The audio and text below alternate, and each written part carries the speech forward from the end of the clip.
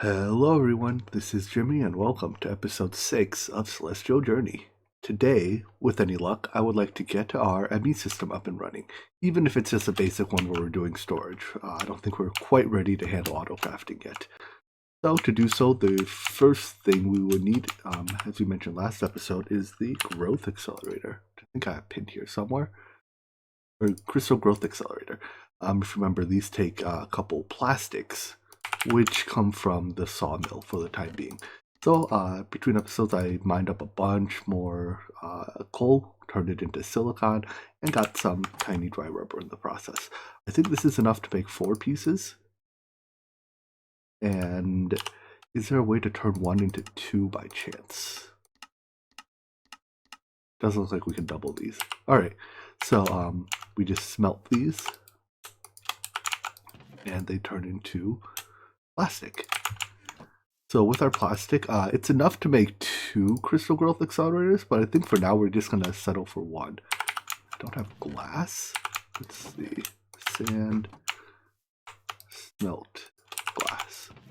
But yeah, for now I think we're just going to settle for 1 because this plastic is very hard to come by and we're going to need some more before we can make it easily. So, alright, so some quartz glass.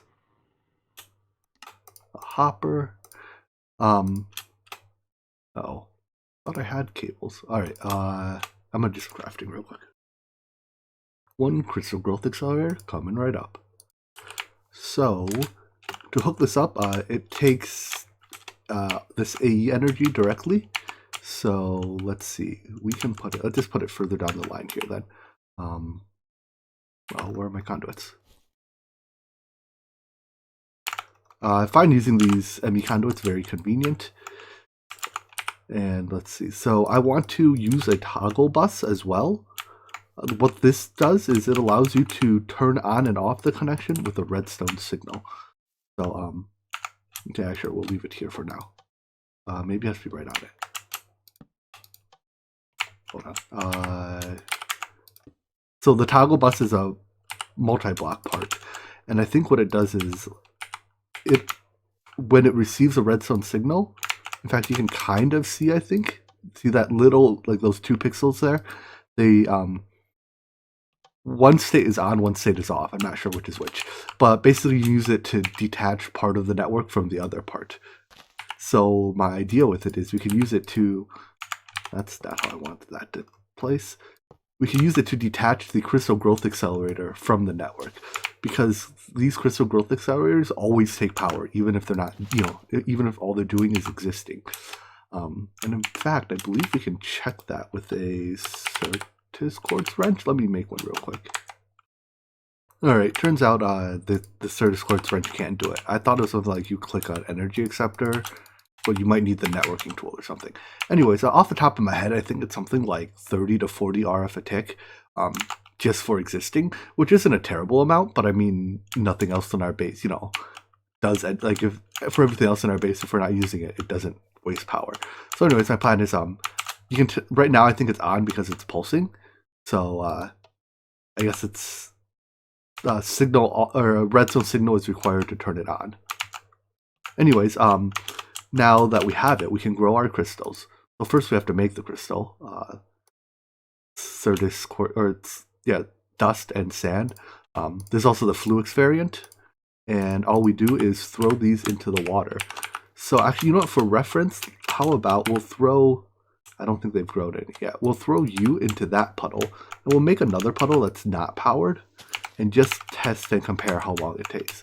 I don't know the exact time to grow without crystals, honestly, like without growth crystals, but I know it's a long time.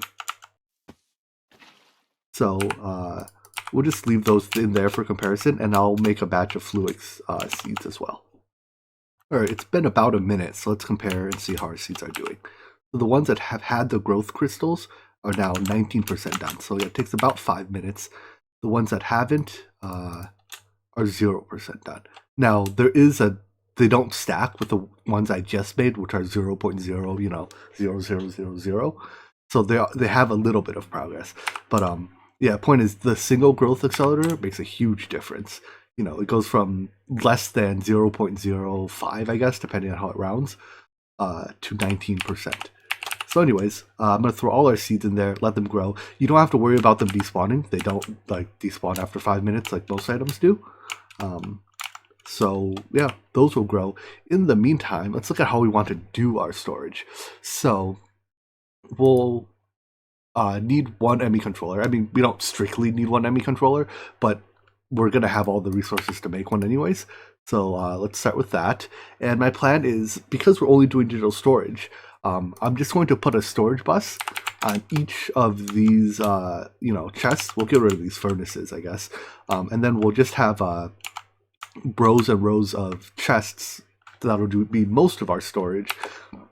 And I think we'll need a drawer system to handle, things we expect to have in larger volume, like I don't know, endstone, right? We don't need endstone taking up like a half chest worth of dirt. So while those crystals grow, I guess I'll start building up a bunch of drawers. All right, so let's put our drawers right around here. I don't know. I don't really have a layout for this base plan, so we'll kind of grow organically. I have a splattering of big drawers, the 1x1 small drawers, the 2x2s, and compacting drawers. So actually, I should lock these as I place them. Give me a key. So if you hold the key in your offhand, well, first let's lock the ones we've placed.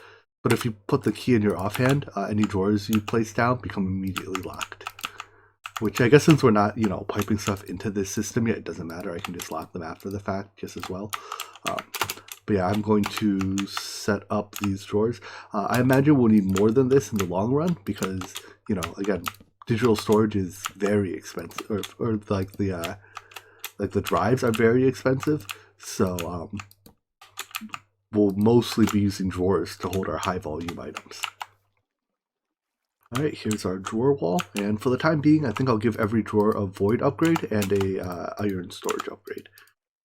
Generally speaking, for items that I, don't want to void no matter what, I'll just not store them in drawers, or I can make a separate drawer wall that is not voided.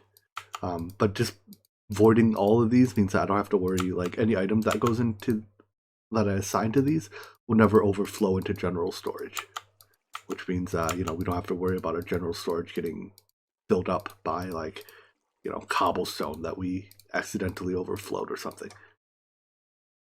In the time we spent building those drawers out, our crystals appear like they're all done.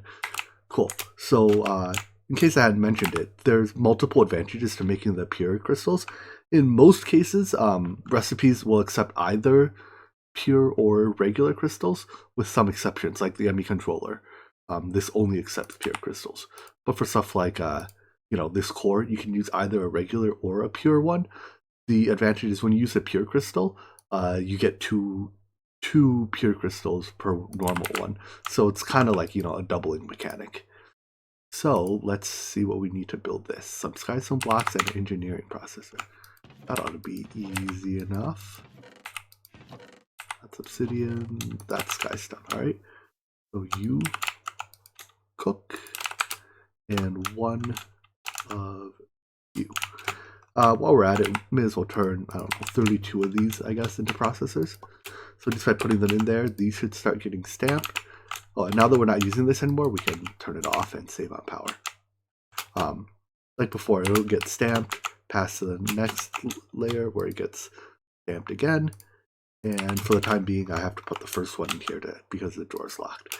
So now we have, it's not full automation because we still have to put in all the materials, but all we have to do is really insert materials into the drawers, and the final product gets output on the far end. All right, so ME controller. Hallelujah. This recipe is actually very cheap. Maybe we will build a proper ME system right off the bat. I was thinking because we don't have that many Fluix crystals. Let's take a look. We need a lot of storage buses ultimately. Do these take Fluix? That takes Fluix dust. It takes, yeah. You know what? Let's do things right off the bat.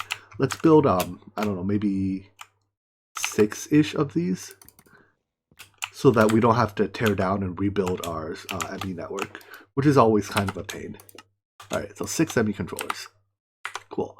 That ought to be completing quests too. I wouldn't be surprised if I skipped a few, which is why. Yes, I did. Okay, shoot. Let's see. I guess I can just yoink that out. I'm going to take a second to complete these quests so that we can, get the quest book rolling. Just kidding, change my mind. We'll do the quest later. The Crystal Growth Accelerator quest wants us to make 5 of them, and I don't have nearly enough plastic to do that, so we're just going to not do the quest. We can always come back and do the quest later. Nothing, we might miss out on some rewards, and that's unfortunate, but meh. Anyways, let me try to jam this. Why is this not running? Oh, it's when I tried to insert that, it got reset. Whatever. So now that we have ME controllers, we still need the other components, right? We're going to need some storage buses, and we're obviously going to need a crafting terminal. So let's craft those. So before we get to building out the network itself, let's talk about how I want to attach all these chests to the network. Obviously, each chest is going to need a storage bus on it, otherwise you wouldn't be able to see the contents of the chest. Let's see, I want the first 6 rows to have storage buses on it. But if I want to just, hook up a cable to all of these, I'm going to need dense cables running all over the place. That's going to use up a lot of channels. And it kind of once you go above 32 channels, you're going to need multiple P2P buses coming into here. It's a little complicated. It's not the end of the world, but I find that solution, suboptimal. Instead, what we can do is take advantage of something colloquially known as the SSD, or the Super Sorin drive, that lets you basically make these mini 8-channel subnets and hook them to each other. So if you look at, say, this bottom row here, there are 6 storage buses, right? I haven't made the cables yet. Let's make them right now. We will just settle for regular glass fiber cables, and we will use... we seem to be a little short on Fluix crystals. Oh well. We'll use what we have, and I think I'll have to make more later. But anyways, so if we hook these up, that uses up 6 channels. Now what we can do is to expose all the items on this subnet to the main network, we're going to need a ME interface. And if we put the ME interface, let's see, which way do we want to start on? Start on this side. Here, and on the main network, we put a storage bus here. What happens is this interface exposes all the contents of this subnet to this storage bus. Now, what we can do on the opposite side here then is, let's see, we can put the storage bus on this side and an interface on this side.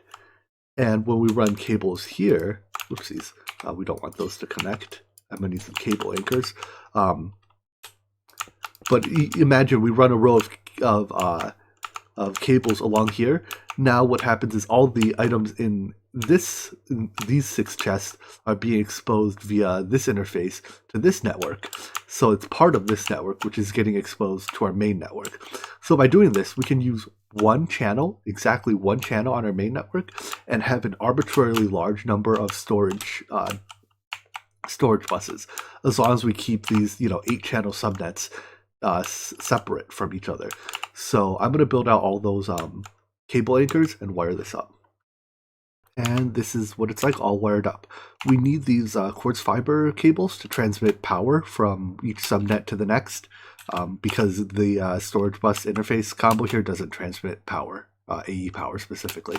As for these chests that aren't connected, some of them do have items.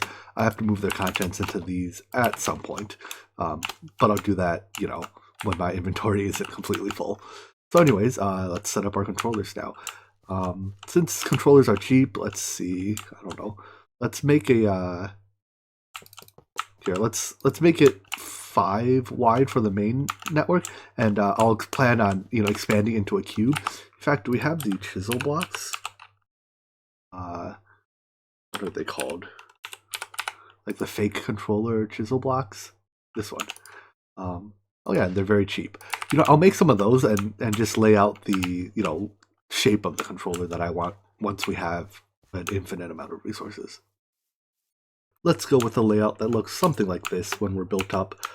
This is way more faces than we'll reasonably need, but it looks kind of cool. It'll be the only thing that looks remotely decent in our base. Meh, whatever. So these ones on the bottom are the real controllers, and my plan is to put P2P tunnels right against them. In fact, let's go build those now. They're not actually getting out. All right. Those don't quite look like they're done yet. I had to grow a few more Fluix crystals, so let's see how progress. 58%. All right, so that'll take it another couple minutes, but I guess I have to wait for that. On second thought, looking at the amount of Certus we're going to need to make like all the cables, especially since we're going to need a fair number of dense cables to set up all the the P2P connections, or at least I simply don't have enough Certus or Fluix right now. In fact, if we look at this, I have 0 more Certus quartz and 1 more piece of charged Certus. Everything else is what you see in my inventory. So let's just snag this one controller, and we'll use it to connect all our storage together. And we can redesign it later to be a little bit neater looking. But anyways, let's just run it along the ground here, and we'll hook all our. Oh right, I still have. You know what? Let's just kill that slime block. And then we can hook up our crafting so that we can, when we craft, we can see all of our items at once. And I'm a few pieces short.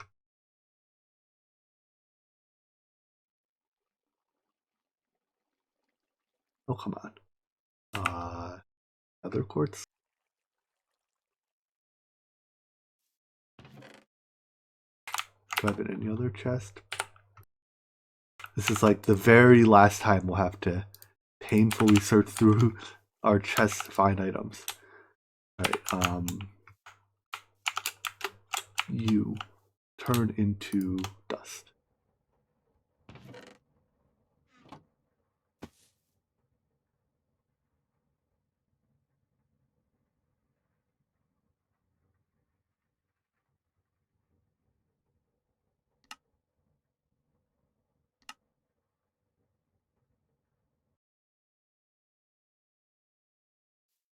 Man, having limited resources sucks. Alright, so that connects to that, and all we have left to do is put our... Oops, I don't want to connect to that. I'm going to need a cable anchor, and we can hook up our crafting terminal. So nothing wireless yet, wired crafting only, but... oh, right, power. I can't just stare at it and expect it to work, huh? Once we hook this up, let's see. Once we hook this up, we should be able to, where are my words? Be able to see all of our items, in a linked inventory. And this is easily the worst way to run the conduit, but you can't stop me. I'll say I'll put facades on it later, but we'll see if I actually do that. So anyways, I was expecting to see more items than this. Why is this not seeing items? Oh, right, I have to transfer power from our main network to this subnet at some point. So, where's my wrench? I can get rid of this and put a glass fiber cable there.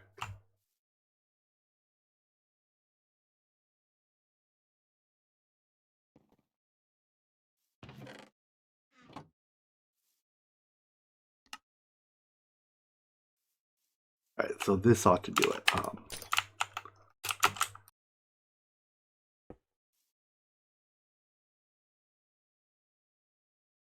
Well, my inventory's a disaster. I can't find anything in it.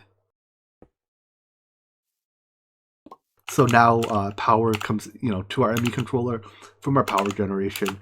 Then that gets sent to this level, which is able to spread it to the rest of our storage. So now There we go. We can see all of our items. And I like to put this in JI synchronized keep, standard keep. Cool. So now, if I need to find, I don't know, wherever our gravel is, I don't have to look through all the chests, right? It's just wherever it is. Now, you saw that when I put items there, the network blinked out. I think that's because I don't have a power cell on the network. Usually I found that if you have a controller, you don't necessarily need power cells, but if it's going to blink out when I put items in, I'm just going to make a power cell. But conveniently, now that we have this, I can just take all the items and in my inventory and dump them in there. And frankly, I don't really care where they go. I don't care if it's in this chest or that chest or this chest, because I'm never going to go through the chests by hand to find items anymore. Let's make a power cell. Not that energy cell, I think. Cool. I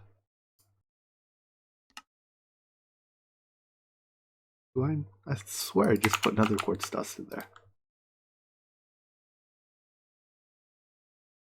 Apparently I used it all already. Or is it sitting on my crafting table, isn't it? Alright.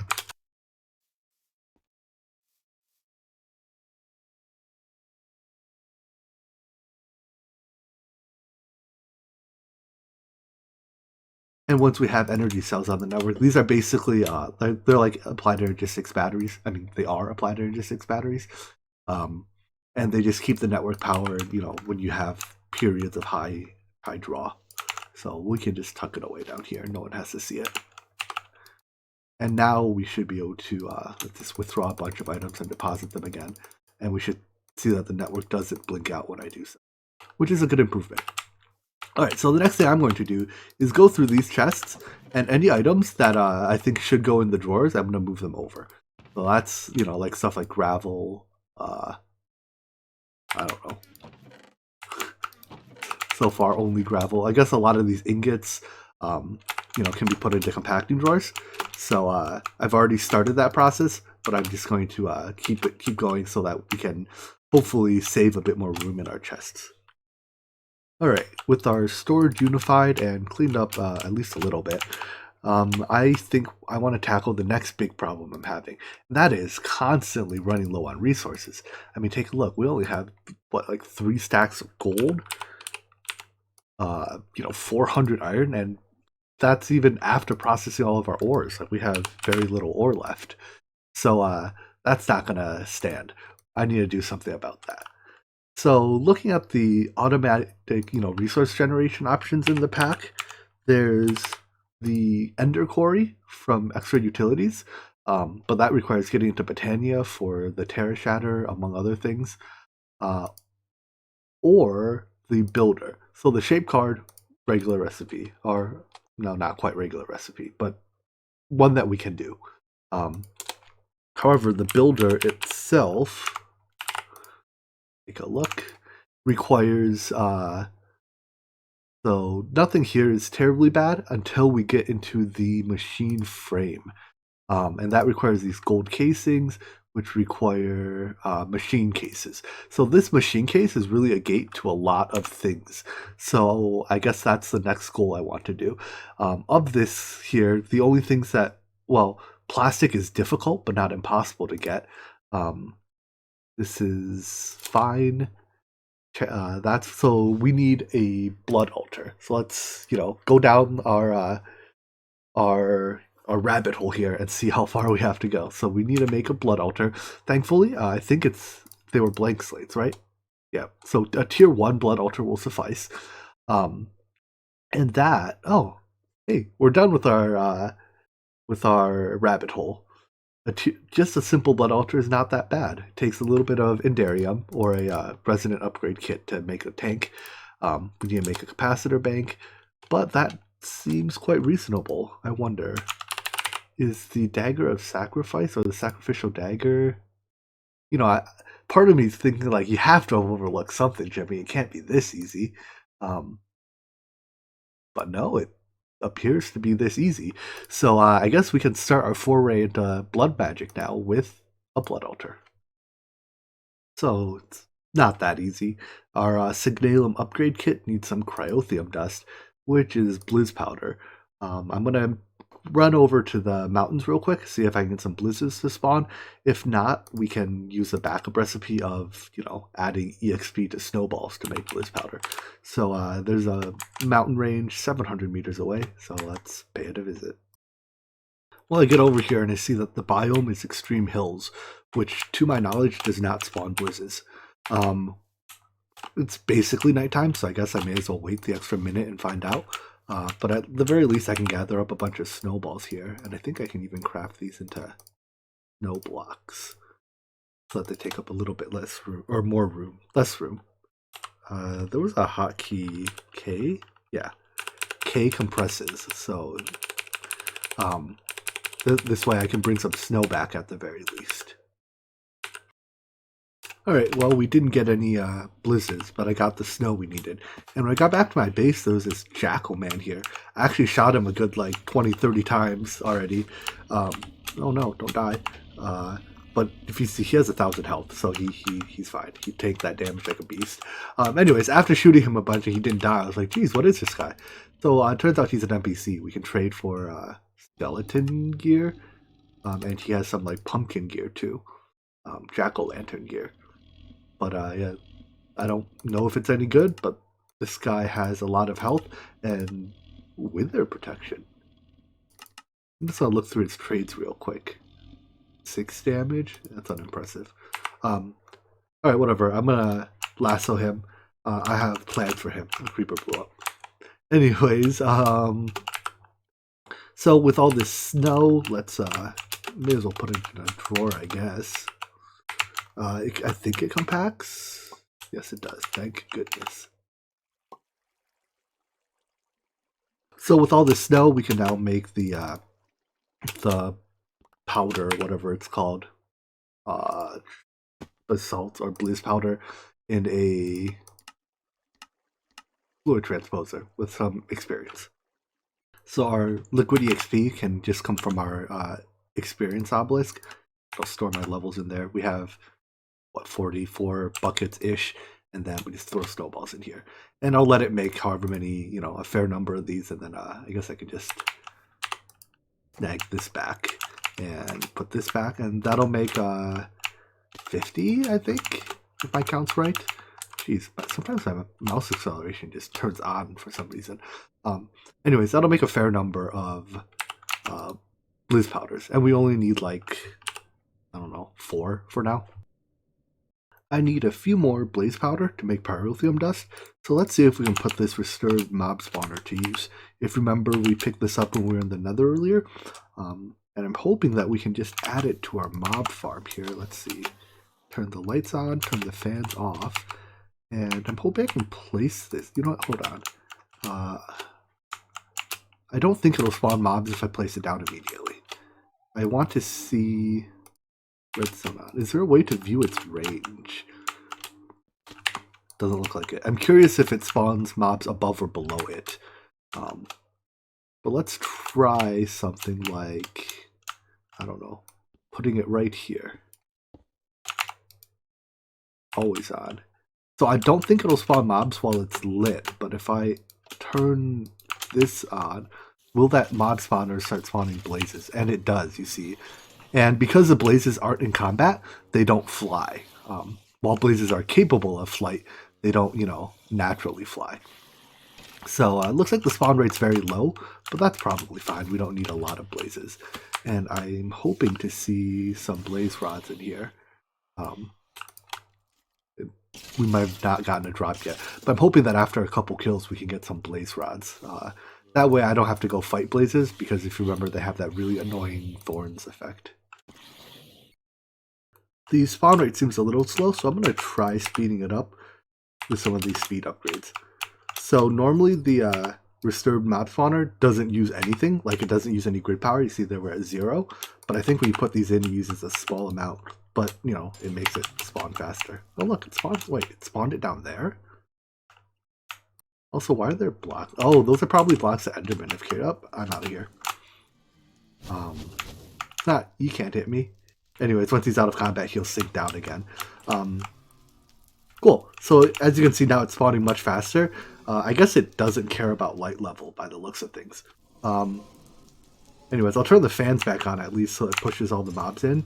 And I suspect that having the other mob spawn will reduce the blaze spawns overall, just because of crowding. But we don't need like a tremendous amount of blaze rods, right? So I should be fine. So anyways, we come in here and take a look. And now we have blaze rods. I'll add them to the drawer wall here. I doubt these are compactable, right? That would seem a little ridiculous. Wait. Blaze mesh. Does this uncompact? I'm going to go try on our test drawer. Huh, they do compact. Alright.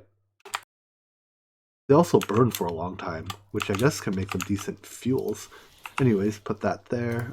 We have some sulfur. Sure, we'll keep it in a big drawer. Anyways, I'm going to take these rods, go crush them down into dust, and then we can make more pyrrhothium dust. Just have to turn our basic tank into a resonant tank.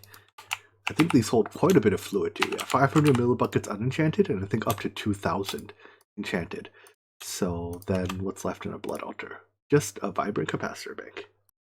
I need a few emeralds for our vibrant capacitor bank for these crystals, so I went and borrowed a villager from a nearby village, and I should be to trade for emeralds.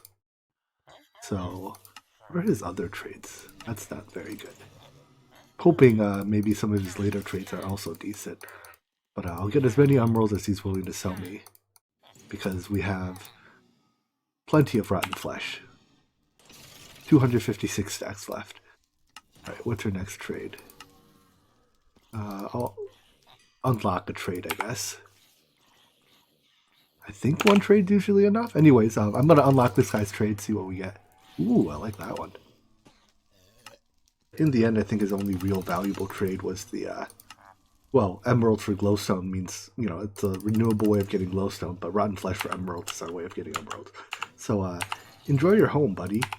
You know what? I'll even dig your hole one deeper so that I can safely tuck you away. You gotta make sure your villagers stay safe, you know? Alright, vibrant capacitor bank. And I just want to make sure we actually complete the quest for this too, because we're going to consume it immediately to make a blood altar. Cool. So I can turn this back on. I made sure to turn my capacitor off so I didn't charge the capacitor bank. I don't know if this was MBT data sensitive or not. Anyways, there's our blood altar, and in fact that should be the first quest in here. Nice, 5 dark steel ingots. Well, that's not a very useful reward. Anyways, I'm going to set up some room for this altar. The lag again, jeez. The full-blown altar is 19 by 19, so it's pretty big. I'm gonna level up some space for it, but let's put it to use next episode because I think we're at the wrapping up time for this one. So I'll see you next episode for some magic. I hope you enjoyed this episode, and see you next time. Take care. Bye bye.